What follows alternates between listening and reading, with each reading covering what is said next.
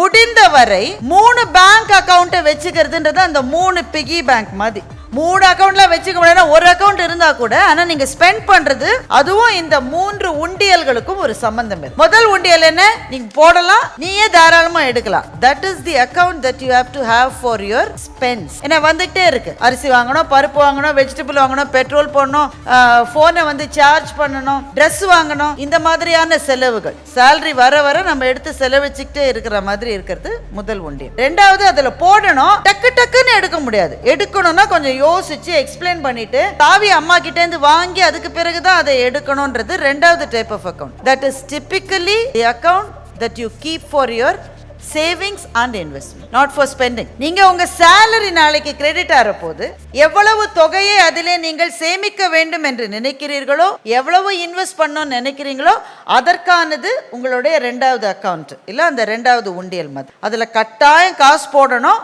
ஆனால் டக்கு டக்கு நீ எடுத்து ஐஸ்கிரீம்லாம் வாங்கி சாப்பிடக்கூடாது, எடுத்து ஐஃபோன்லாம் வாங்கக்கூடாது. That's only meant for your savings and invest. அந்த third one is the most important, that is for your emergency expenditure. முதல்ல ஒண்ணு நாம தெரிஞ்சுக்கணும், வாழ்க்கையில எல்லாருக்கும் வருவது என்னவென்றால், எல்லாருக்கும் நினைத்து பார்க்கவே முடியாத செலவுகள் வரும். நீங்க அதுக்கு தயாராகவே இருந்திருக்க மாட்டீங்க. திடீர்னு யாருக்காவது உடம்பு சரியில்லாம போகுது, திடீர்னு நினைச்சு பார்க்க முடியாம ஏதாவது ஒரு பெரிய தொகையை நீங்க கட்ட வேண்டி இருக்கு, தயாராகவே இருக்க மாட்டோம்.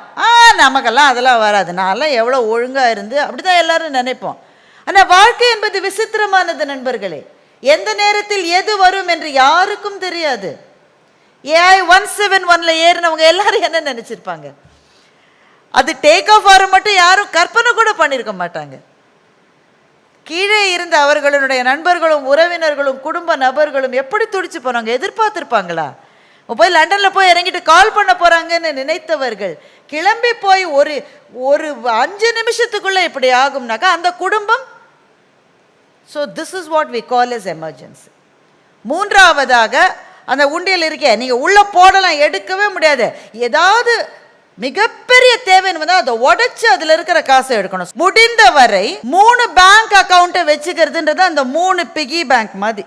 3 அக்கவுண்ட்ல வச்சுக்க முடியாது, ஒரு அக்கவுண்ட் இருந்தா கூட, ஆனா நீங்க ஸ்பெண்ட் பண்றது அதுவும் இந்த 3 உண்டியல்களுக்கும் ஒரு சம்பந்தம் இருக்கு. முதல் உண்டியல் என்ன, நீங்க போடலாம், நீயே தாராளமா எடுக்கலாம். That is the account that you have to have for your spends. என்ன வந்துட்டே இருக்கு, அரிசி வாங்கணும், பருப்பு வாங்கணும், வெஜிடபிள் வாங்கணும், பெட்ரோல் போடணும், போனை வந்து சார்ஜ் பண்ணணும், ட்ரெஸ் வாங்கணும், இந்த மாதிரியான செலவுகள் சேலரி வர வர நம்ம எடுத்து செலவச்சுக்கிட்டே இருக்கிற மாதிரி இருக்கிறது முதல் உண்டியல். ரெண்டாவது, அதுல போடணும், டக்கு டக்குன்னு எடுக்க முடியாது, எடுக்கணும்னா கொஞ்சம் யோசிச்சு எக்ஸ்பிளைன் பண்ணிட்டு தாவி அம்மா கிட்ட இருந்து வாங்கி அதுக்கு பிறகுதான் அதை எடுக்கணும்ன்றது ரெண்டாவது டைப் ஆஃப் அக்கவுண்ட்.